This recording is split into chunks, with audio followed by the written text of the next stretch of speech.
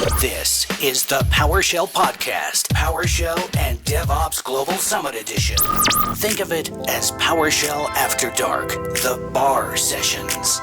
A behind-the-scenes look at the PowerShell and DevOps Global Summit After Dark. And now, here's your host, Andrew Plaw. I am joined with none other than Danny Stutz. Danny Stutz, welcome to the podcast, my man. My man, Andrew, it is great to be on, man. It's great to be on for the first time, and it was great to meet you, man. It's great to meet you. And you know, man, we teased your appearance when I talked to Frank on the second day of the conference. We were like, oh, man, this Danny guy, we need to talk to him. Danny's awesome.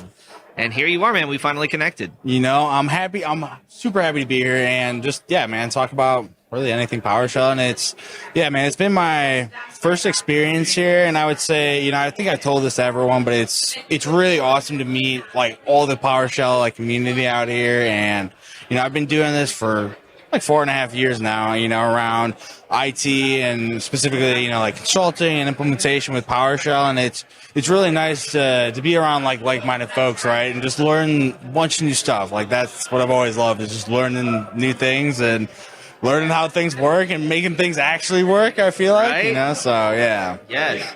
And, you know, you're not just here watching, you are here presenting, my man. Yep. So how was that? It was an experience, that's for sure, but it went super well. Frank and I presented with Frank Lesniak on, you know, zero-shot data classification with OpenAI, and it kind of had started as kind of like a side project for him. Like he had started it about like a year and a half ago, and he kind of tapped me on the shoulder a few months ago. He was like, hey, you know, PowerShell Global Summit's coming up, you know, thinking of submitting a talk, and I was like, yeah, man, like I'm 100% down. Like whatever you're doing, I'm down for it. So got started with him on it, and it was the experience as a speaker, you know, being my first time. It was definitely a little nerve-wracking at first, but at the same time, it was like I've been doing this for a while now, and it's like I love coding and I love like talking to people and like talking about cool ideas. And so it was up when I got up there, it was presenting, kind of just like blacked out for a little bit, I'm gonna be honest. But once I kind of got in the groove, man, it was awesome. And it was awesome interacting with the crowd and everything too. So yeah, it was awesome. Nice. I mean, dude, you're talking about data science. Basically, to me, you're a genius. I don't even know, man.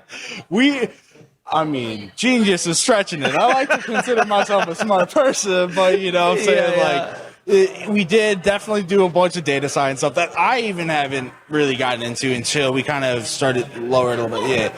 But up a little bit. Yeah. But really, I mean, the data science pieces were definitely like the most interesting parts of it in terms of like understanding like how OpenAI works and how these different LLMs work, right? I think it's like a huge conversation right now, right? Like LLMs are like going to take over, but you know, I think it's kind of demystifying some of that of like how they work and those types of things.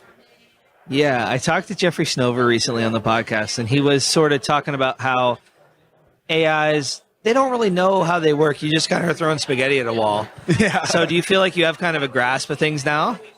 I feel like I've started to scratch the surface. I feel like there's so much more to learn around it, but that's kind of like how I always feel about like just things in general. It's like there's always something more to learn, and I think I got a solid grasp under it, but they're tools at the end of the day of like that help us, right? Like it's us. Like it's the way I see it. It's like artificial intelligence and these LLMs are human information that we've somehow, you know, connected together, right? It's beautiful in the sense of like how all this information is out there, and there's so much, you know, noise and those types of things, and I feel like LLMs are going to help us really focus down and help us like learn new things and change the way we learn new concepts and things, right? Like that's kind of how I feel about it, man. Thinking outside the box, my man. We got a thinker over here.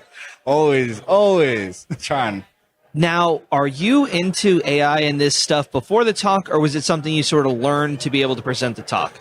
So I got into it a little. I mean, I think everyone kind of, you know, jumped on the train. What was that, 2023, like January 2023 when ChatGPT first came out? We were all watching the keynote. We were like, wow, this is some crazy stuff, man. And so like I learned about it. So I went to school at University of Iowa. I studied computer science, and like we learned all the math and everything, and it was cool to kind of see some of that like theory come to like fruition in terms of like learning about AI. So I kind of knew about it a little bit beforehand, but like I really started to dive deep into like how does OpenAI work and how do current LLMs work, and I think it's really kind of accelerated how much I know about it today. But still, so much to learn. The best way to learn is to teach. I keep saying this in almost every interview, so thanks people for listening. But that's what I like about my talk as well. It's like, by preparing for the talk, you like got to research and learn things, and then to teach it to others, you really want to make sure you have like a solid foundation. And then by the end of it, you're like, oh, I actually kind of know this. And I also say this in every episode, shout out to YouTube, because whatever talk you give, you can watch your own talk back in the future when you forget everything you said. 100%. It's like, oh, this is great. This guy's super smart. You watch it back and it's great. No, but that's a great point. I mean, it's your point around the best way to learn something is to teach people. It's 100% true. So at West Monroe, I lead our internal PowerShell interest group. So it's a cohort of like honestly like 10 to 15 people, on a monthly basis when we meet, and it's like I've found by building things for other people and building ways that can help automate, like some of our daily tasks and stuff.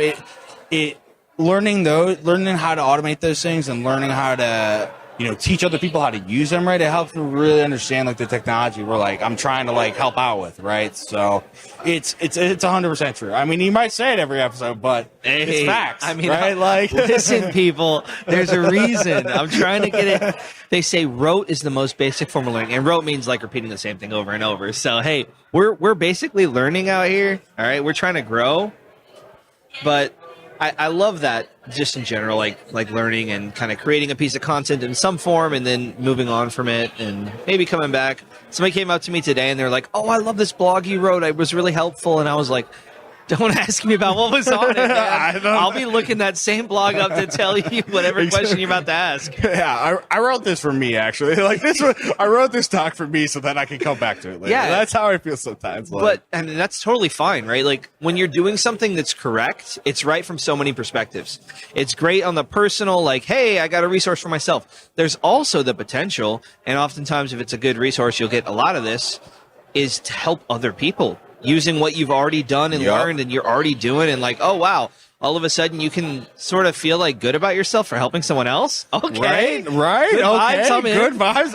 I'm there. Exactly, dude. It's about helping each other out. I feel like, honestly, like I don't know, man. After like COVID like hit and everything, man, like it felt like kind of the personal like relationships between people. I mean, I always say, my saying is like, technology is easy, people are difficult. It's hard. It's true. It's hard to, help people out and find the time to help people, man. But it's so rewarding to help people and see them like succeed and like see them learn something that you learned a long time ago, but like they learned something and it was because of you, right? Like that's such a rewarding feeling, I feel like. So yeah, 100%, dude. And I think that we can both speak to this, but like the reason we are where we are and got started was based on support from others. Like, yeah, we got to take credit for what we did, but the support I had was like instrumental to me feeling like I'm not crazy. I can do some cool stuff. Yeah. I guess I could do this talk or whatever you have on the table for you. 100%, man. I mean, support is a fundamental piece of success, whether that's internal mentors you might have, and also your family, man, like people like supporting you and wanting you to succeed. Like it's critical. Like shout out my man, Frank Lesniak. Dude, shout out Frank. What a good guy. Shout out Frank. He ain't here right now, but he's been around in this industry for 20 years, and I started under him, 4.5 years ago, and I learned so much from the dude, and he's always going up to bat for me, right? I feel like that's a critical piece of any job, is always having someone who's going to have your back and go up to bat for you, right? And I think it's so awesome to be helped out by some people, and like the community sort of helps you get to a certain spot, and then guess what? You're in a spot where you can help the community.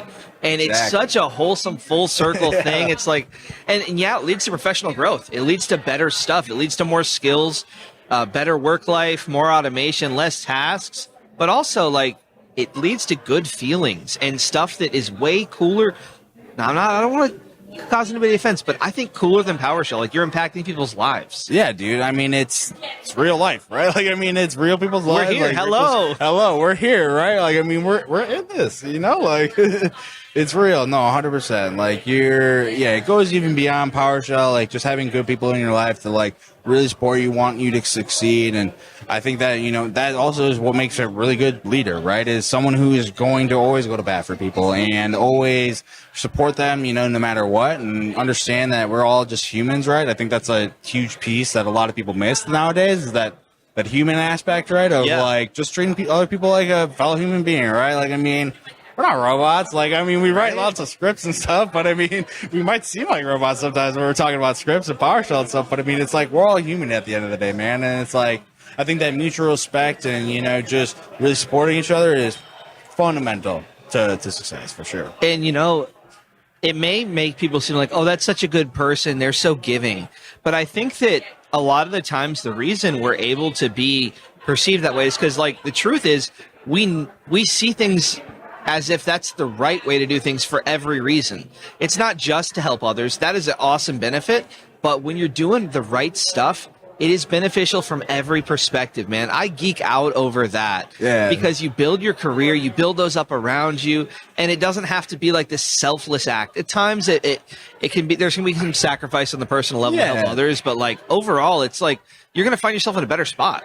Yeah, no matter what. Yeah, 100%. Like, if you're just working on like anything, even if it's like a side project where you're like, man, there's this problem I really want to solve, or like there's some specific problem I'm trying to solve, or something, you could, I mean, I guarantee you, there's 7 billion of us, right? And I don't know how many specific PowerShell people there are, but I mean, you think of a problem, you solve it, and it's like, you post it online, or you present it at like a talk, like, right? Like the PowerShell DevOps, and someone's like, wow, this is awesome. Like, this is something why didn't I think of it? This is awesome. I want to use it. And that's another part of the conference I've loved, is like, people coming up and be like, oh, like, how did you do that? Or like, how did you do this in one system? And it's like, everyone's willing to help each other out, and no one's like above each other, right? Like, that's the best thing. It's like, you got people from all different levels here, people from Microsoft, right? Like, that's been the craziest part to me, seeing like, honestly, like some of my heroes and some of the people like I look up to in terms of like the PowerShell community. And that's like, it's been awesome to kind of just see them around and like meet them all, dude. It's crazy. It's awesome though. So huge.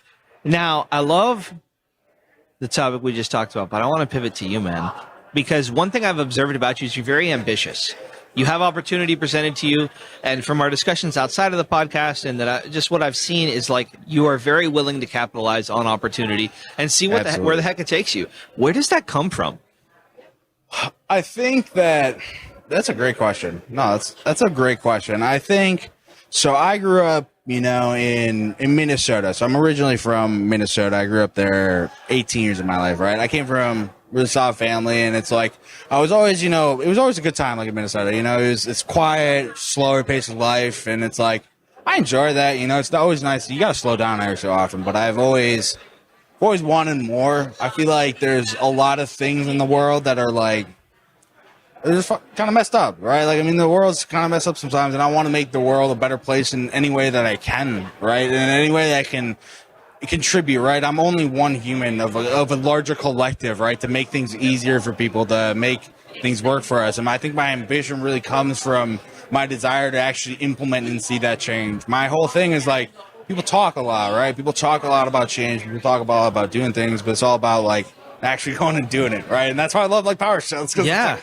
I do stuff and I can actually impact people's lives. And I've been at client sites where people like will thank me for being like the first IT person in 20 years to be there. And it's like seeing kind of like that impact, and to see that we're not only like supporting, businesses, supporting people, like people in their jobs, right? And so my ambition is just to help people. And I think that's where it all comes from in terms of my drive. It's like, I want to succeed. And I think my definition of success is, one, being happy, and two, just trying to make the world a better place, no matter what, right? Like, and it's not like world peace or nothing like that, but it's like just that fundamental care for other human beings, because I feel like we lose that sometimes, right? For sure. I'm on the exact same wavelength as you, man. I'm over here nodding my head off. I know there's no video for this one, but you would see that.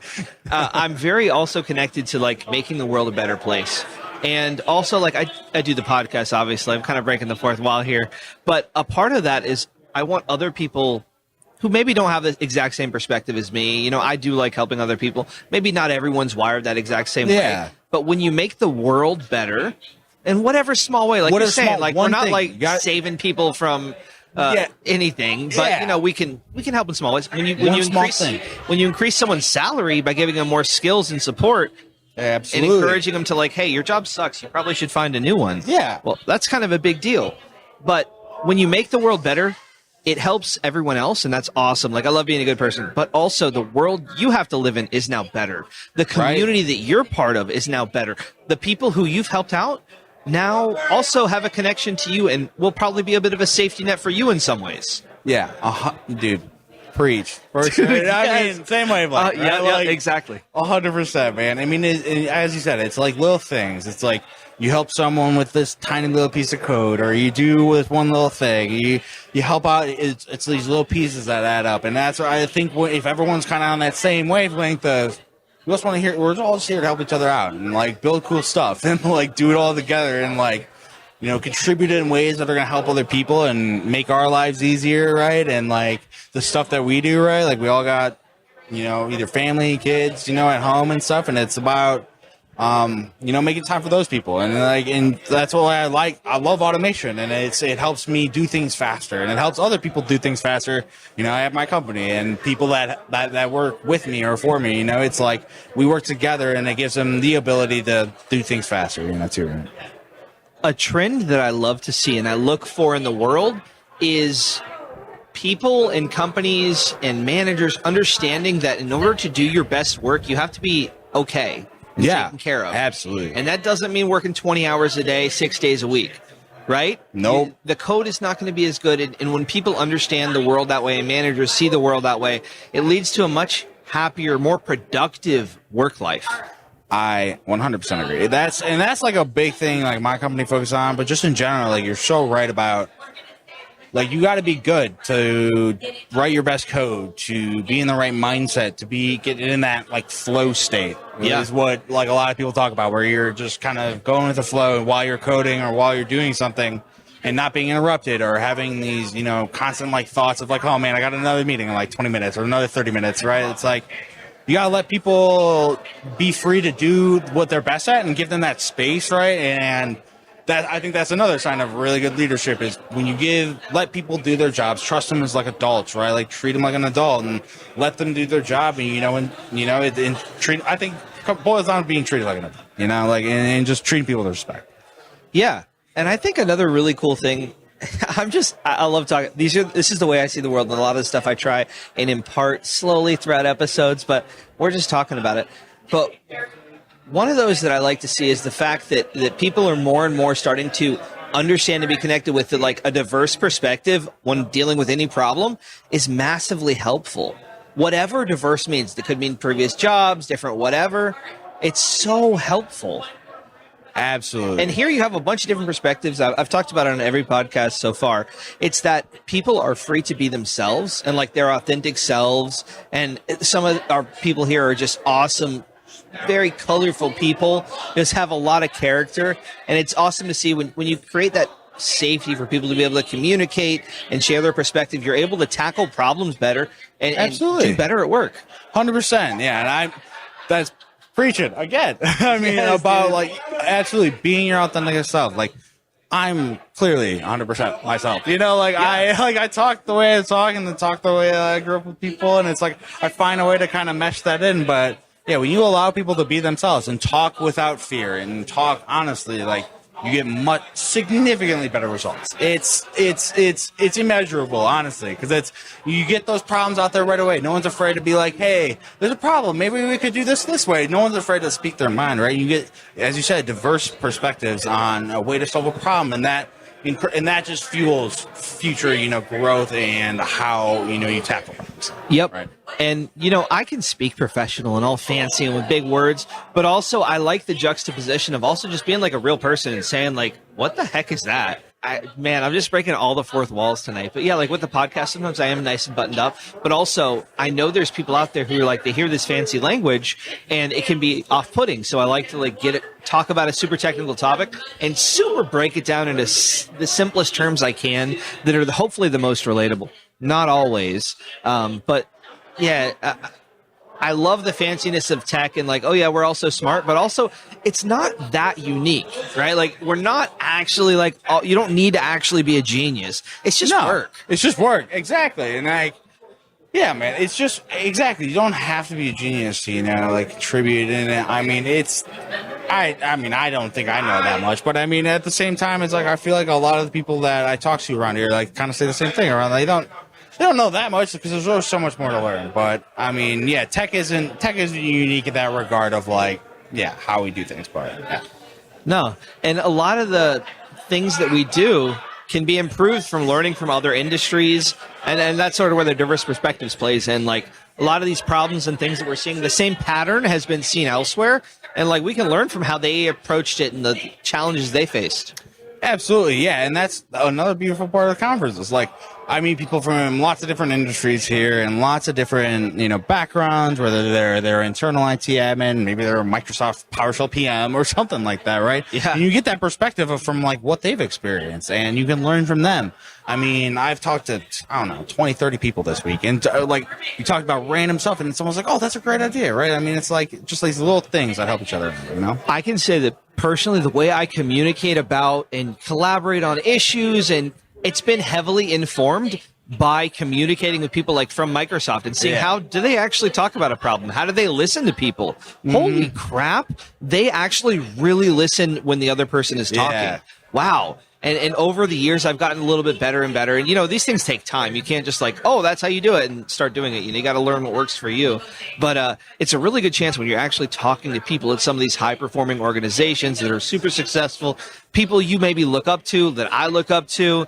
And then you can slowly be like, oh, as time goes on, you maybe get to know them a little bit or whatever. You're like, oh, that's just actually a regular person who just kind of kept growing for a bit and was like, took a couple risks along the way, probably made some mistakes. And wow, maybe I could do that too if I put myself out there. 100%. Yeah, you see people like that. And yeah, we're all human. Like, we're all human. And it's so crazy to like break that fourth wall. Like I have like senior managers, like senior directors, partners, people like, and it's like Stephen Judd. Like I know him like from just honestly like PowerShell blogs and like everything. And Frank telling me about him, just meeting him. It's like he's such he's such an amazing person. He's just a great, energetic person, and just meeting him is like.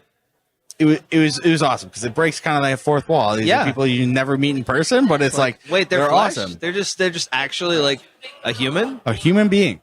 Like we're all just humans, all learning and kind of just we make thousands and thousands and thousands of mistakes. I mean but we just the most important thing I found is just learning from those mistakes, right? Like that's the most important part is learning from where you messed up, and that's like as you're coding, it's like. Something goes wrong, you run into an error, and then it's like, you figure it out. You figure out, well, what could it be wrong or something like that, And there's a lot of errors we're going to encounter, right? We're all going to make mistakes. We're all going to run into errors, for sure. A lot of red. And you know what? Shout out PowerShell 7 for making those error messages more readable. True. So upgrade if you haven't, okay? That's been a topic of conversation a bit this week. Switch now for sure. Yes, it's probably time. At least for your box. But so we mentioned that sort of ambition thing. I know we kind of went in a couple different places. We went in a couple of places. We did. We've had some fun. We're having a great time. I usually am not quite this candid on the podcast, but I've had a really good time kind of being vulnerable. And I've been talking to the audience for a while, and I feel like, especially after this week and just in general, a lot of people have been reaching out recently. I kind of feel like I understand who the audience is. So I'm looking forward to being kind of more vulnerable and talking more to them now that, they kind of know me a little bit more. I know them. Yeah, exactly. Hi, everybody. It's been good to meet you. I look forward to meeting those of you that I haven't. But connecting with people here, I've been like, wow, we are really all in this together. And we're all in this journey together, all at different places. We all have something to contribute. And exactly. Whenever I first came here in 2018, I kind of had that similar feeling, and it feels like it's starting all over again for me. And that's really, really invigorating for me personally.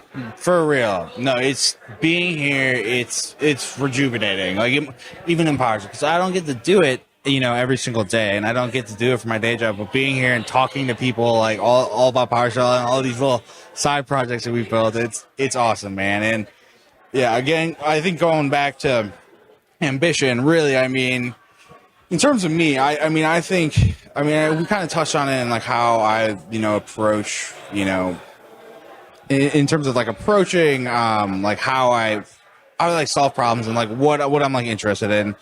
And yeah, man, I think it really just stems from, I think everyone talks about like a legacy or something like that, right? Like, I don't think I'm going to be a legend or anything like that, but I want people to, like know my name, here and there for help, trying to help, better society a little bit, right? Like, that's what I want to go down and be known for, is that I helped and contributed. And I think like contributing to like little communities like these and the PowerShell community, right? I mean, it's just a piece. It's just a piece of a much larger building block, right? Just a cog in a very large machine, but we're one hell of a machine. That's all I gotta say, man. And as every cog keeps on improving and getting invested in being part of that machine, who knows what we can accomplish? Exactly. And that applies to the PowerShell community, but also at work, right? Like, if you're able to increase your community and your culture and get people to be more bought in and maybe feel more free to be themselves, like we're experiencing at the company. At the conference. Your company can experience a lot of benefits. And I like taking those. I just geek out over the people stuff, man. I love PowerShell, I really do. But that people aspect is so prevalent. I've been talking to a few people tonight. They kind of keep bringing it up. It's like, the technical skills are one thing, and those are fantastic. You got to work on those. And, sometimes that can come before the people skills for some, and that's great. But you're going to run into an issue real quick where you're going to need those people skills to actually do things at work. Exactly. Technology is easy. People are difficult. They are. But those skills can be improved.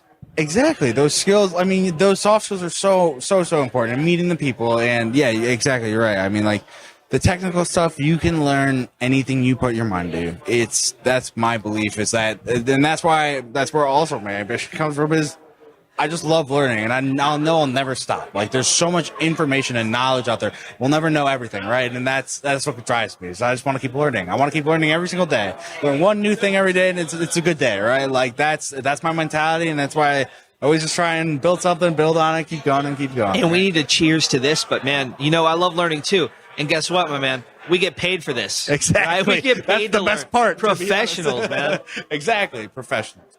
But man, what a pleasurable chat so far, my man. Dude, for sure. I knew we'd hit it off. 100%. So you used to be a streamer, man. You were telling me a little bit, and I was like, no, save it for the podcast. Save.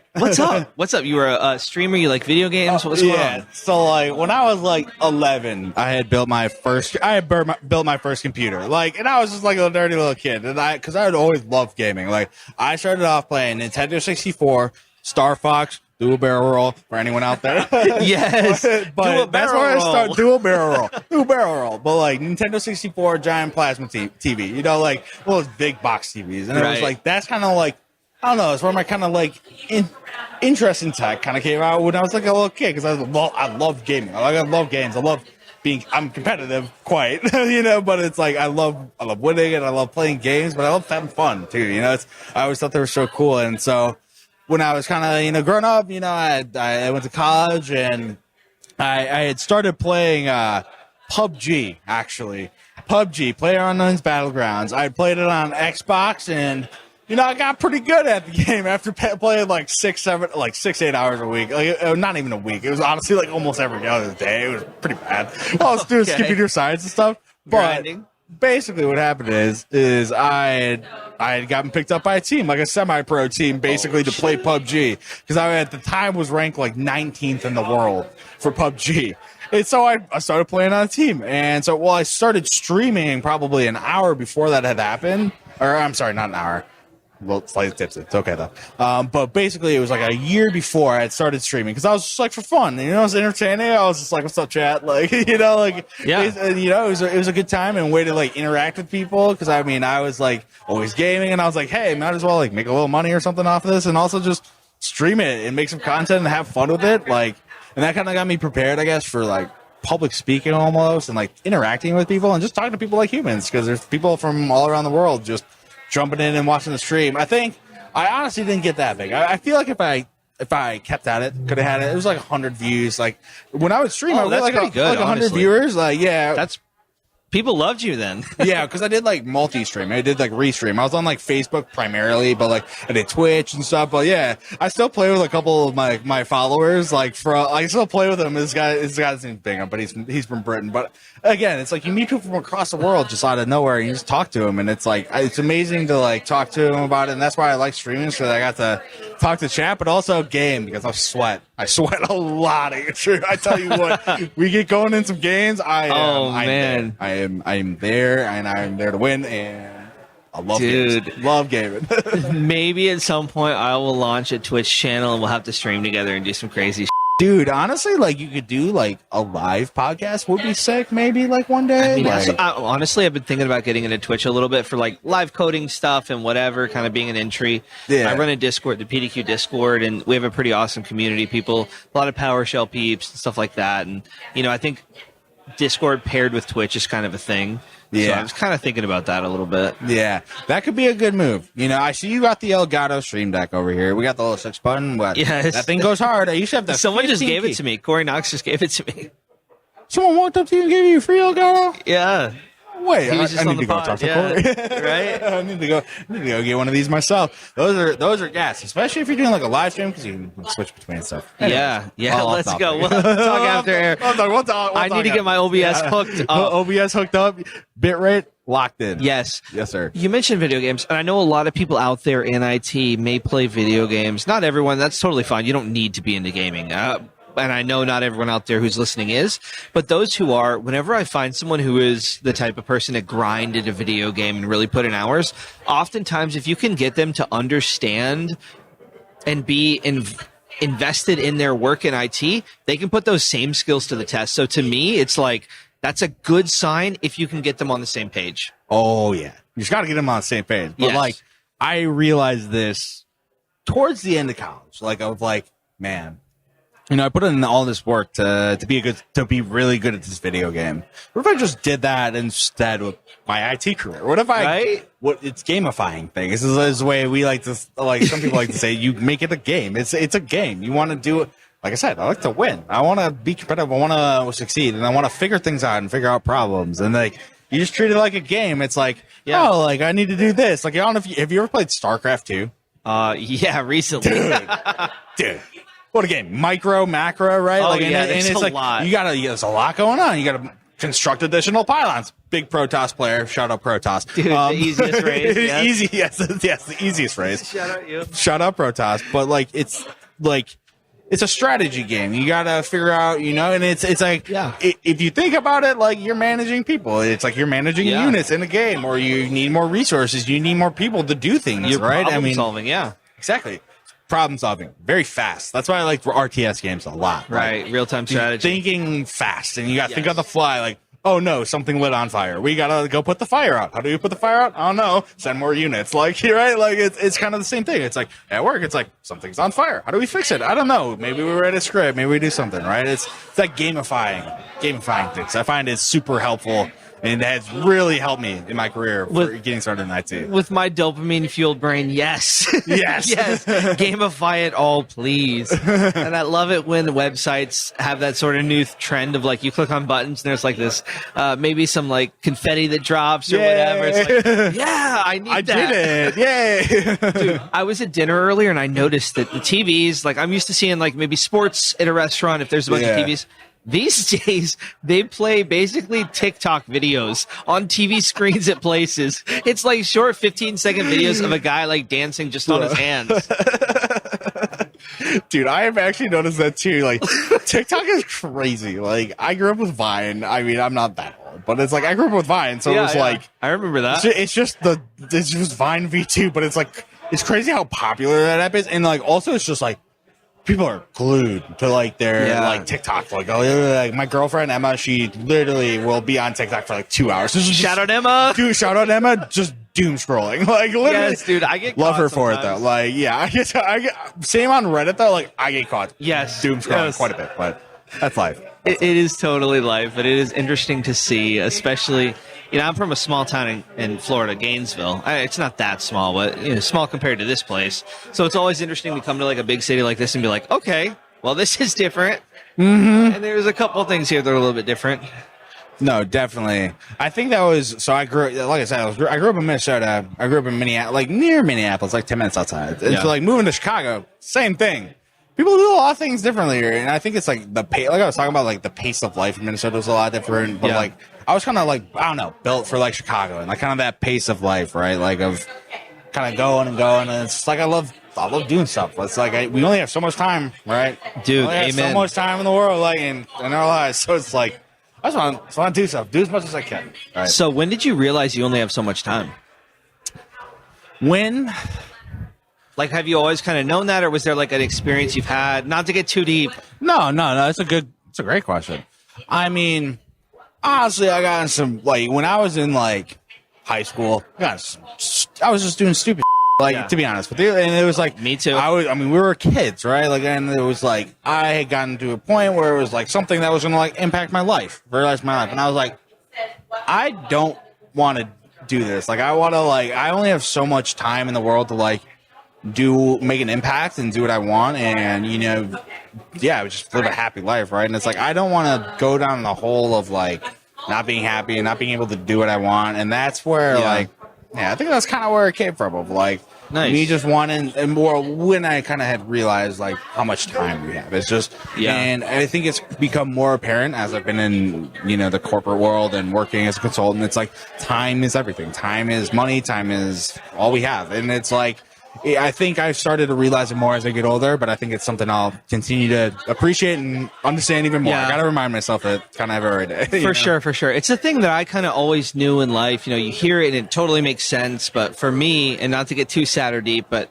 I lost a best friend of mine to brain cancer, and sort of watching him go through that process of passing away. And like, it really, you know, very sad thing, but it really changed my perspective on, it was very easy to be like, yo, this is for real. Like, this is temporary. You got to appreciate every day. Every minute you got, every second. Yeah. It's just happy to be alive. And that's, well, I'm happy to be here with you, Andrew. For sure, man. It's happy about to be those alive. connections. Happy to be here. And we're not in this together. Yeah. Beautiful thing. It's a beautiful thing.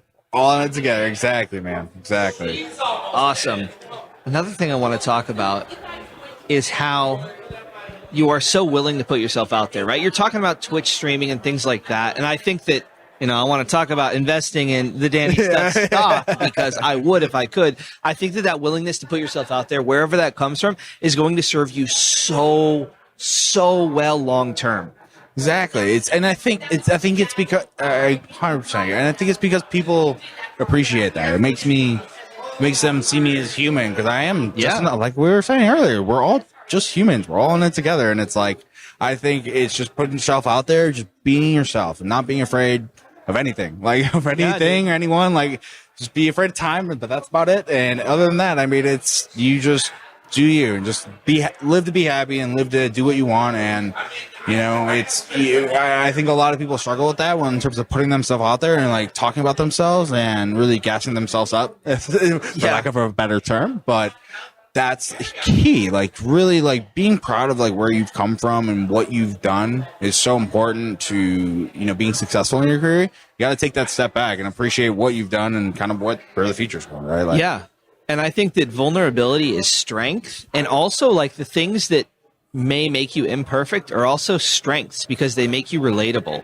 Mm-hmm. Like, I'm certainly not a perfect person. Sometimes I stumble on the podcast and say silly things or whatever. Don't say, but guess what? That's fine. Honestly, I'm at the point where I totally understand that opens up the door for others. They're like, oh, hey, this person's not perfect. Maybe I could do it. Yeah, right. Like, exactly. I mean, like, right. Like, I mean, exactly. It's so hard to see things. It took me a lot of time in my life to be able to be like, have a mature enough perspective to actually see things that way. But now that it is, it's like a bit freeing to be able to just 100%. Be yourself and like, dude, if I'm not perfect, that's totally fine. That's cool. That's okay. We're all not. Whoever's observing that's not going to be either. Yeah, so maybe they'll be okay too. Exactly. We're all not. No one is perfect, and perfection is almost subjective in that sense. And it's like, yeah, man, none of us are perfect, and it's just important to be ourselves because it's us. It's who we are. It's definitely yourself. Like, I mean, you are you. Like, you know, so 100%, man. And when you see someone being themselves, it resonates. Like, when you see someone being authentic, you're like, oh, I can see that. And it inspires and it opens up the space for other people to be themselves. And that's ultimately, to me, what it's all about. Yeah, sometimes in life you'll be in like a manager role. Oh, you'll be a leader. But the truth is that everyone out there, there's someone watching and you are a leader too. And we all can have impact. We don't need to be like the most senior this or that or whatever, but you can conduct yourself in a certain way and it does have an effect on the culture and the people around you. And I love to see that. 100%. Preach for sure. Well, what a pleasure, man. This has been a great chat. It's been awesome. I don't even know how long we've been at this, but it's been awesome. It doesn't matter. It doesn't even matter. It's been awesome, dude. Yeah. Like, I really appreciate you having me on. And yeah, man, I think it's really just like I want to continue to do this, and I love it. Like, I just love this stuff, and so I appreciate you having me on, and hopefully I get to come back next year and yes, sir. Present there. Hopefully get a little clout on my back for being an alumni, but it's great to see everyone. Who knows, man? And a podcast guest. Okay. So we're getting 2 in 1. We're getting a lot of first times on this trip out of that. Yes, we are. But that's what life's about. This is a full lengther at this point, man. We've been going 40 minutes or so. So that means I got to ask you some extra questions. Great. I love extra questions. What is one time you messed up big time on the job, and how did you fix it? And what did you learn? Oh, that's a great question.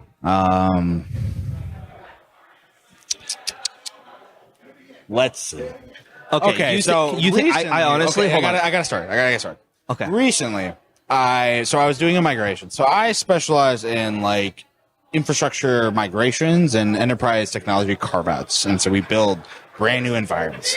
We were executing a cutover, a migration for Exchange Online. We were migrating mail.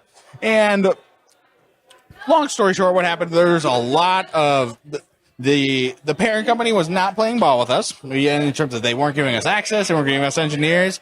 And I had missed the list of distribution groups that we needed from them to recreate. We needed that list to recreate the groups, the Exchange Online distribution groups inside of the target tenant, right? And I had rolled on to this migration effort 4 days before our cutover.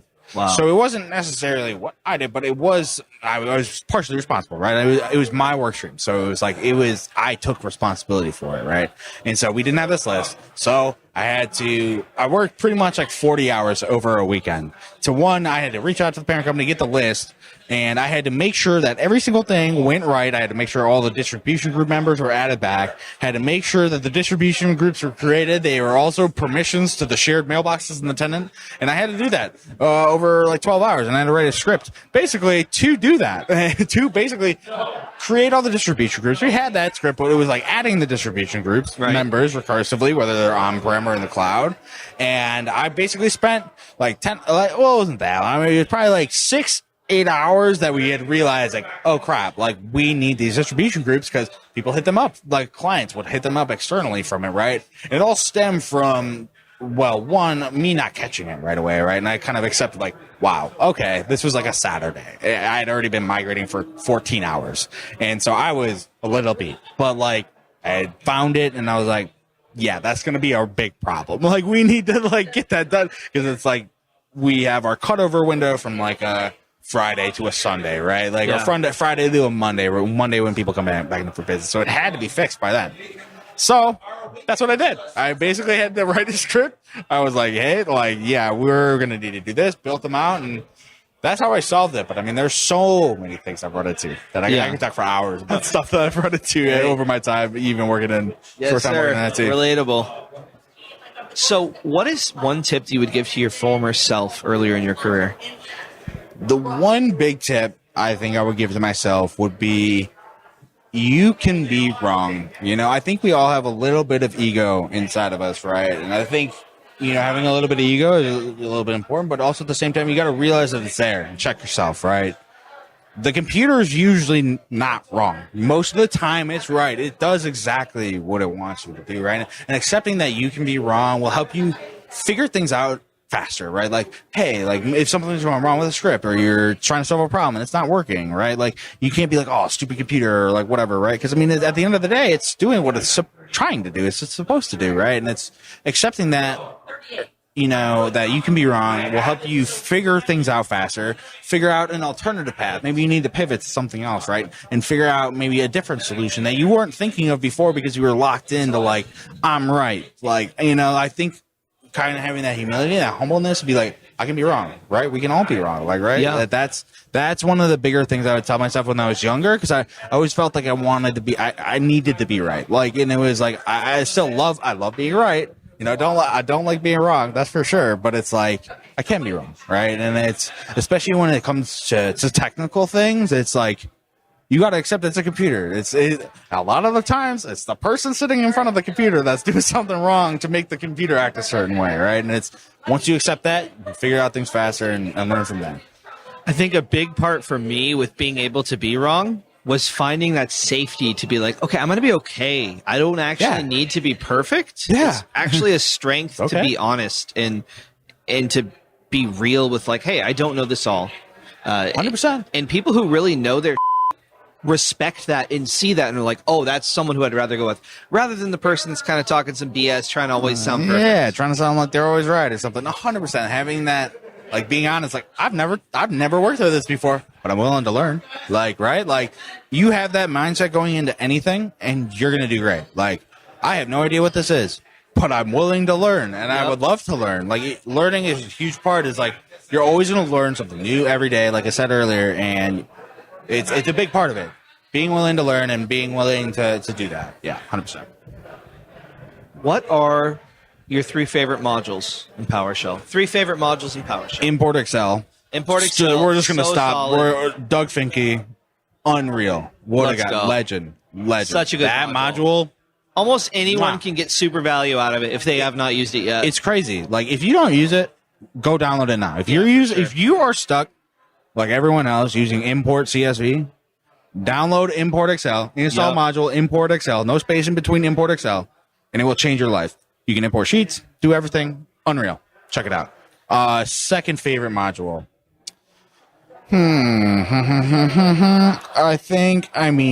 Honestly, shout out to the entire, Microsoft Graph team at this point. The SDK, that's one of my favorite modules I've been recently playing with, the Microsoft Graph PowerShell SDK. Yep. I know they're obviously the old modules are being deprecated, like Azure AD and Exchange Online. Yep.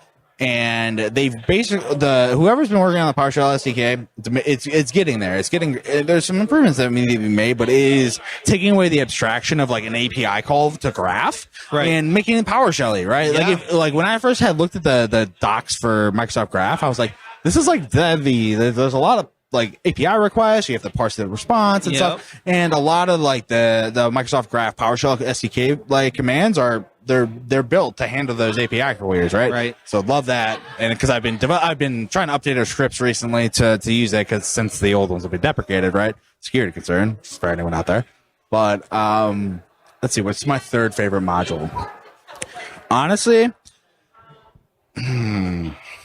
there's so many good ones out there, and I'm trying to like think of a specific one that I've found recently really useful. PS readline, OpenAI assistant. OpenAI, I'll use that one. That one I've been using recently. Doug Fink. Yet again. Again, legend. Shout out Doug Fink. I've been using that one a lot, and it's just to play around with it and experiment. And we've been using it actually even to like do completions and pipe in like data from like CSVs and stuff, kind of like importing that data and transforming it. And we've actually been using like the Azure OpenAI instance to like use it as backend for like our company data, right? So it's very, very interesting to like run it against that. So those are my top 3 as of right now, but it changes almost on a monthly, weekly basis. There's so many good things out there. So yeah. Well, thank you everyone for listening. Thank you, Danny, for joining me today. Oh, man. Give us a 5-star review on Apple Podcasts or your podcast platform of choice. We are worldwide. We are weekly. We are here for you. We love you. You love us. We love PowerShell. Share it. We appreciate it. Give us some love on YouTube. Always appreciate those. Check out the PDQ Discord, discord.gg/PDQ. Danny, people love you. I've had a great time connecting with you. But listen, I don't have you on socials or anything. If people out there want to connect with you, they're like, yo, that Danny guy, he's on that real. How do I connect with him? Yeah, hit me up. I'm on X at Danny Stutz, Danny_Stutz. LinkedIn, you look for Daniel-Stutz on LinkedIn right there. You can look me up. I'll connect with you so they can see me. Exactly. We'll link up, but I really appreciate you having me, man. It was awesome talking to you. And awesome meeting you for the first time, and it's I'm really excited to come back here next year, and hopefully we can do this again. Yes, see what happens in the year, man. Yeah, see man. What happens. A lot of great things. A lot of great things. Exactly, man. So right. appreciate it. Cheers. All right, y'all. Cheers. Have a good one. Welcome to another episode of the PowerShell Podcast Bar Session. I am joined by none other than Carrie Cargill. Carrie Cargill, right? Carrie Cargill? Yeah. Did I say it right? Okay, perfect. CC, double C, CC. car. Very cool. Welcome to the podcast. How are you doing tonight, I guess? Oh, it's been an amazing week, and I've survived. My brain hasn't oozed out of my ears completely, so it's good. Mine is starting to leak just a little bit. Nothing a Q-tip can't clean up. but it's been a knowledge-filled week, and for me, I have a lot of takeaways of things I want to do, and I feel very inspired by being amongst the community, and My gosh. it's so energizing. It is seriously, and this sounds so cliche, sappy, whatever, but it is so humbling to be amongst so many amazingly talented people, and there's very little ego. I mean, there's a couple people who have ego, but we'll let it go. But for the most part, the community is so giving and so patient and so welcoming. Yeah, it's really heartening to see. As someone who runs the podcast and stuff like that, I try and set a positive message and stuff like that. And because of that, because I'm trying to make some kind of impact and change perspective in a positive way, I'm hyper focused on viewing that in the world and in the communities that I'm a part of. Are we being more accepting and understanding and encouraging? Are we creating environments where people can grow in the way with the least amount of hurdles? And it's been so heartening this year. And I've been coming since 2018 to see that more and more people are really totally in agreement in terms of how you should run a team, conduct yourself as a person, engage in communities. It's been so heartening for me, at least. Well, I apologize. I don't remember who made the statement, but it was talking about standing on the shoulders of giants. Right. But in reality, the giants are the ones who have set the tone, and the fact that they set all of this up really kind of set the precedent that as we're coming in as kind of the second generation, that we're just following what was set up to begin with. Yes. And it's really cool that you can think about the communities you're part of as something that does keep growing and it's heading in the right direction. We're going to keep maybe making some mistakes and learning from them. And that's part of the process. You're going to find that in communities, in your personal life, in your work life. And when you can be accepting and create the space to make mistakes and to learn from them, you're going to have a lot more of a productive time. And I love seeing that pattern and how it's repeated. It's not just exclusive to PowerShell. Yes, this is the PowerShell podcast, but these principles and sort of, I guess, philosophies sometimes apply to really most or everything in life. Oh, agreed.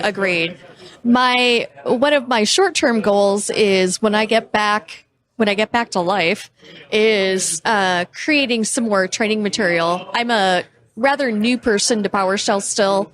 I need to create things that will help me learn, and then I think that it will allow me to bring some other people into the fold who wouldn't necessarily be a part of PowerShell.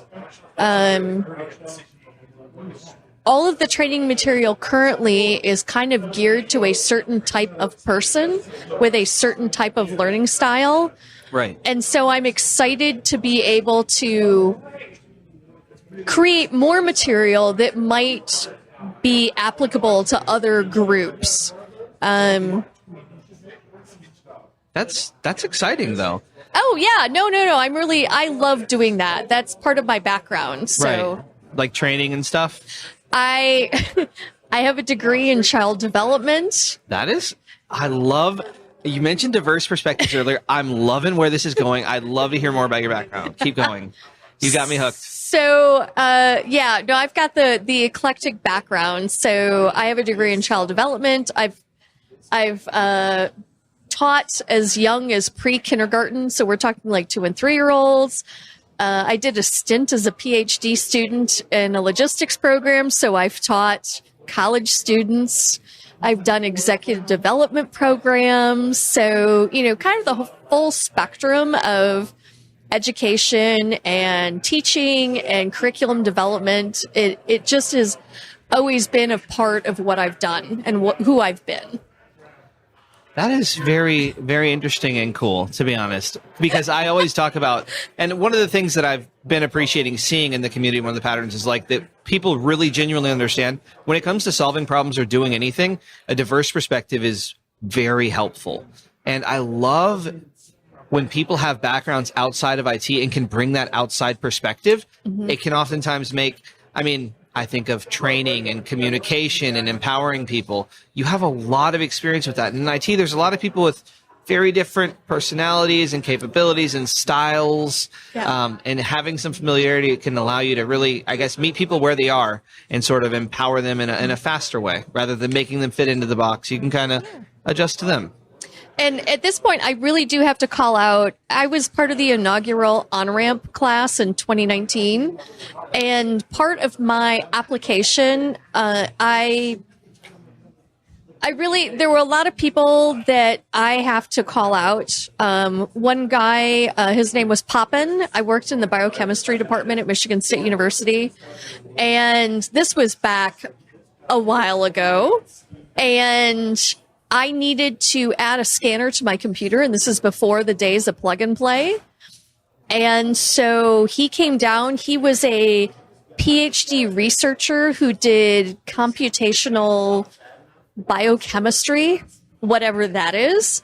And he was so patient, and he gave me the courage to crack open the side of a computer and add whatever needed to be added so I could have my scanner. And ever since then, it kind of took away the fear of and the mystery of computers and computing and technology. And ever since then, it's like, well, I'll give it a try. Show me and I'll try. I can so relate to that. I got into IT because I had a kid on the way. I needed a job where I could make like 10, 15 bucks an hour now and then also make money in the future. That's kind of where my mind was.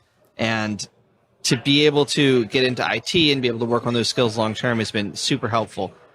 You mentioned something that I can't keep thinking about. I did not realize you were On-Ramp Scholarship 2019. Because, I was. Do you know my story at all? No, not at all. So 2018, there was no On-Ramp Scholarship. Yeah. They just had regular scholarship. And I was the first and only recipient that year. And that's sort of my origin story and what sort of got me involved in the community and paved the path for me to contribute and sort of be here today talking with you. So I didn't realize we sort of share that. We have that shared history. Yeah, no, I love that. I love that. That is hilarious. I didn't know. We were chatting earlier at the bar and then I was like, oh, we should record. The conversation's going well. See where it goes. That's so cool though. I'm so excited to see you now in 2024. Yeah, well, it's been 5 years since I've been here. And Jason Helmick was like, 5 years? Why did it take you 5 years to get back? And it's like, well, life happens. Yes, it does. So 2019, we all know what happened in 2020. Yep. And I worked for a consulting company in higher education, and I got laid off. So sorry to hear that. That's tough. No, but honestly, everything happens in my mind for a reason. It was great because I got back into project management. I ended up with the company that I'm at. I was able to pivot into enterprise systems, and so I'm really, really thankful for where I'm at and enjoy it. And I'm so happy to be back in Bellevue, as strange as this town is. It is definitely strange. And one thing that's been strange, the weather's been strangely nice. It usually is very depressing. Wait, you don't think it's been nice? Some days it's okay. I walked to a restaurant, I got completely soaking wet. It's been raining some days, but also to me, from Florida, just a little bit of coolness in the air. I guess the sun's not really out. It's been weird to go outside and not get that. So yesterday we had really good weather, but back in 2019, we sat out on the Mount Rainier Terrace every single day. The weather was phenomenal every single day of the week. So I was a little chagrined that the organizers weren't able to provide better weather for us. I mean, one nice day. Okay, fine. Chagrin. I love the vocab. Early childhood education. Gosh, do those kids know those words? Oh my gosh. You'll have to define it for them shortly after. Oh, well, Carrie, you've been to a lot of sessions this week. Mm-hmm. Are there any that stick out to you, or any interesting tidbits you've seen along the week? I wish that I could point to one. Mainly because everything has been so amazing, so many different topics, and so much knowledge. I do have to say, your presentation was one of my favorites, and it's not just because you're sitting in front of me. Thank you. Going back to when I looked at pair programming, I looked at it from the standpoint of training, and I think that you have your presentation nailed down for next year to go into more detail on how you can use pair programming to bring people on board and expand their knowledge. And we were talking earlier about it, and so often we have people who have a lot of knowledge about PowerShell, but have no concept as to how they actually learned PowerShell. It's just so ingrained in them that they just came about it naturally, and they were doing this thing, and then this happened, and there they are. And I think if we give people more tools for how to very specifically and consciously use pair programming to train people, that would help. I completely agree. And I've benefited massively from being on the receiving end of like a expert level person helping me out. Mm-hmm. Not that everyone needs to be expert level for pair programming to be good, but I know the benefits of it. And I've also, I learned some challenging PowerShell stuff like writing functions and modules from pair programming with someone who knew. So this is Fred from Microsoft.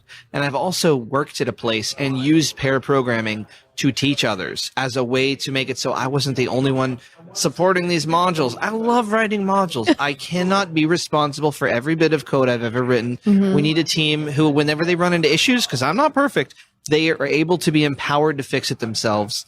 So I really tried to cater a culture that had some of that in it. And actually, previous podcast, if you want to hear more about this story, everybody out there, Graham Stringfellow, he's a former coworker of mine. He got the On-Ramp scholarship one year, came, then was able to come back this year. So very exciting little story there. But it's all about bringing up others in so many ways. Oh my gosh, every way. We have it's helpful at work. You can bring someone up. They can have better skills to solve the problems you have. Mm-hmm. You can also bring someone up and feel good about yourself. It feels nice to help others, right? Like you get some good chemicals for free there. Right? I agree. I agree. Well, and I also operate under the principle of, you can call it the Twinkie truck or the beer truck or whatever, but I really want to know that whatever I've done will continue on. If I get hit by the Twinkie truck or the beer truck or whatever, that people aren't going to be left in a lurch because the things I'm doing are so remote and so abstract, and they have no idea. So yeah, it's part of leaving it behind. I love that. That was, initially in my career, I was sort of like more fear-based, like, wait, I need to keep this all to myself. If I'm the only one that knows how to do it, I'm safe. But the reality is that's not the most efficient way to go about things. And if you do have skills, you'll be okay. You'll be okay. There will be other employers out there, especially if you've written some PowerShell code. I mean, hey, those are some serious skills you got there. And if you're listening to the PowerShell podcast, you're on the right track. In fact, you might already be at the destination. But in life, the destination is always a moving target, right, as we keep going through. So I really enjoy being on this journey and being amongst the community where it's like we're sort of all in this together, all at different stages on different paths, but we're still sort of going through it together.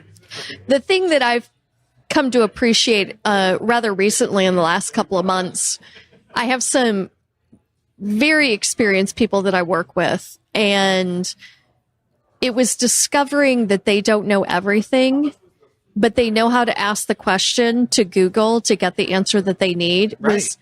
It kind of made me look around like, wait a second, you know everything. How is this? No, they don't. No one knows everything. But you get to a point where you know what question to ask and you can find the answer that way. And it was earth shattering for me. It's like, oh, I can do that. I love that. So we've been here all week. We talked about some talks, and I appreciate the kind words. You did mention earlier at the bar that you used to be like a public speaking trainer, or what's your experience there? So we got early childhood education. We got Toastmasters. Oh, yeah. What's going on? I'd love it to hear this. Way back, I was working on a project and one of my coworkers was terrified of speaking in public. And I've never had a problem. I mean, I may not be the best public speaker, but I never had a problem with it. It's like, yeah, okay, we'll figure this out. She was terrified. And so I looked it up and there's like, oh, there's this thing called Toastmasters and there's a meeting, 2 buildings over on a Wednesday afternoon. She's like, well, I can't go by myself. Okay, fine. What if I go with you? Oh, will you? I'm like, yeah, sure. Why not? So I went and did Toastmasters for 3 years, I think, even after she had left, because it's like, well, why not? There's always room to improve. And so I did that. And then later on, I was asked to do an executive development program. We had people coming up on our project who were expected to roll over to management. And so they wanted to give them training on how to be managers. And part of what I included was communication and public speaking and stuff like that. So I did a whole series on professional development for them. I also, at another place that I worked, they wanted to have some specifics on communication. So I put together a module for them on the different aspects of communication and how to communicate and all this other stuff. And it's just kind of one of those things that I just see something and it's like, yeah, okay, I could do that. Why not? I believe in you. I mean, you got me convinced. What I was going to say before you said that was you sound like a really excellent coworker to have. Like, thank being you. on your team sounds like an absolute delight. Do you have any sort of long-term goals for your career that you're sort of thinking about? Are you happy where you are and just kind of dig it out? Or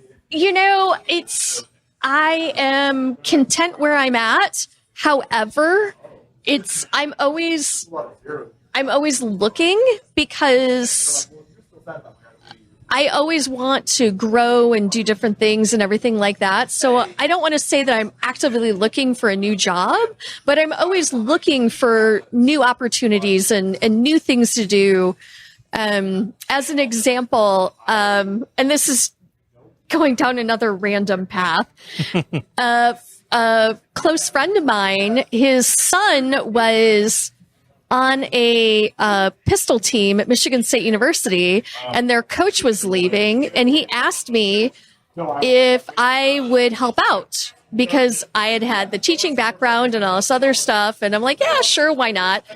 And that was in April, and it came up that there was something going on at the U.S. Olympic Training Center in July, and so 2 months after saying, yeah, sure, I can help out with this, I was at the Olympic Training Center in Colorado Springs, Colorado, working with the national coaches and developing my coaching and stuff like that and working with athletes. And it was just because I was open to the possibility, open to the opportunity. And it's like, yeah, why not? if you need a quote for the back of your book, you let me know, because I'm reading this book. I mean, really quite an interesting story you have. And I think it plays to a lot of times when we have like different experiences other than just kind of grinding away at IT from our desks, kind of isolated, we can bring these diverse perspectives. It is so helpful. And it's also, for me, it can be so educational, right? Because I see things from my perspective. Yeah. Right. I can try and relate to others, but ultimately I've only ever experienced what I've experienced. When I can get alongside someone else who see things completely different, maybe has had experience teaching different people in different contexts, that'll maybe give you some different insights into things. Yeah.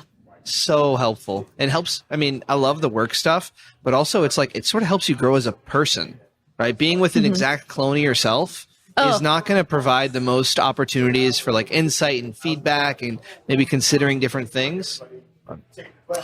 I guess the thing that I always try to emulate, show, encourage people is, like I said, to be open to the opportunity.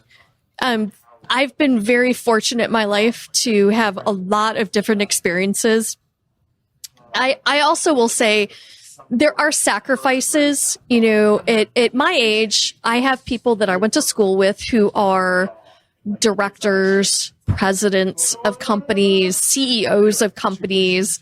And because I have done such a variety of things, there is a sacrifice I've made, but I've made it consciously because I really enjoy new opportunities, new experiences, new people, new things. So if it's something that's within your DNA, I highly suggest say yes sometimes. Embrace those experiences. And I think that what you said is super important. Like it's really important to not compare yourself to others. Mm-hmm. There's always someone, based on the limited information that you know about them, who's going to seem like so much more competent and like they're on a different level. The truth is we don't have that much insight into other people's lives. So try not to come to conclusions and judgments based on that, and be kind to yourself. You know, I think it was pretty easy for me not to compare myself because, oh great. Now I just forgot his name. Not Sergey Brin, but the other Google guy. No clue. Anyway, the guy with Sergey, and this is so embarrassing. I went to high school with him. Oh, really? Yeah. So like the guy who created Google was he was a year behind me, but he was a classmate of mine. So there was no point in me comparing myself to other people because how many people are going to create Google? Yeah. There we go. Many. It's easy. Pretty unique situation there. Yeah. But embracing the journey, embracing your experiences, taking those with you when you're in your jobs, learning from your mistakes, embracing the fact that you're going to keep making them. Hopefully not the exact same ones. Yes. But it's going to be a forever thing. We're never going to be a perfect product and like, oh, I guess I'm done now. No. Now, this can be based on something you've seen this week, or it can be based on something that you're just passionate about or thinking of. What is one tip you have for someone out there listening right now? You know, I'm going to paraphrase, and now I'm going to sound really, really deep. I'm going to paraphrase Emerson to say, it's one thing to be yourself while you're alone. It's another thing to be a part of the crowd when you're in the crowd. But there's a certain amount of sweetness in being able to be yourself amongst the crowd. So it's understand who you are and be okay with that. And then be around people who are okay with it. And honestly, not saying this because I've just come out of the conference, the summit, but it's one of the great things about this group of people is that even if you aren't like them, you have a place here as long as you are okay with them. And it's amazing. We are on the same wavelength here. I think that, it's funny because a lot of the talks that we have on this podcast this week, the bar sessions, kind of go this direction, right? I think I've said a handful of times now that one of my favorite things, my first observations of my first year about PowerShell Summit was like, wow, there's a bunch of people here who are totally free and feel safe to be themselves. And they're like unashamedly themselves. And it's like super cool. You have these people who are like sometimes really into this or that and are just totally themselves, no judgment. Yeah. And when you see that, it's good for like a happiness perspective and the human side of things, which I care about a lot. But it's also better in like the productivity side of things, right? You're reducing hurdles. You're allowing people meet them where they are kind of thing. And it's cool to hear that you value that as well. Yeah. And it's, like I said earlier, observing the kind of, I like trying to help things go in the right direction. So I'm like observing all around and seeing what's going on in the community. And I'm seeing a significant increase in people coming to the same conclusion.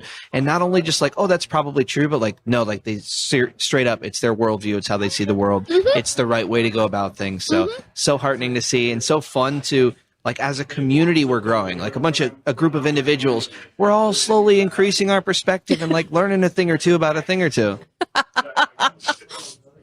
Another thing, I'm just on a rant here on my end. Nope. Another Please. phrase I like to say is real recognize real. And I think it's more like a hip hop thing, but the idea is that like a real person who's really being authentically themselves will be able to see when you are.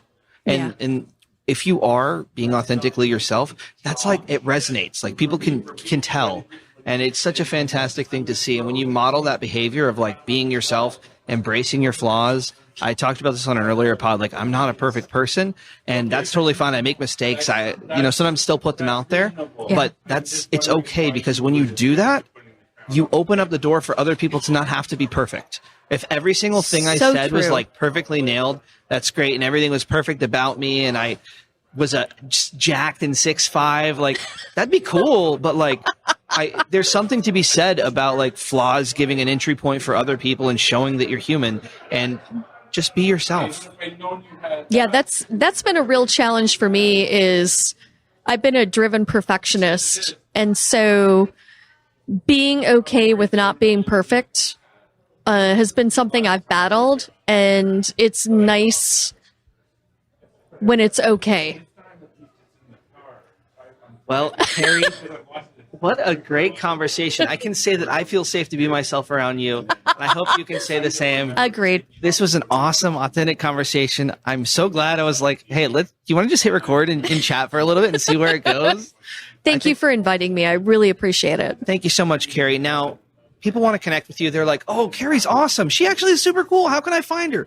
Where can people find you? We got LinkedIn. Are you on other social medias? Are you a public person or private? I'm on LinkedIn, and this is so funny because for being in such a technological job, I am so not tech. I'm on LinkedIn, and that's about it. I mean, that's fine. Honestly, that is fine. We are connected already, so if people look up Carrie Cargill on LinkedIn, they can find you, and they'll probably see a mutual connection with me. So expand our network, right? Embrace that community. Please do. And run it up. We're going to grow together. Thank you. Thank you, everybody.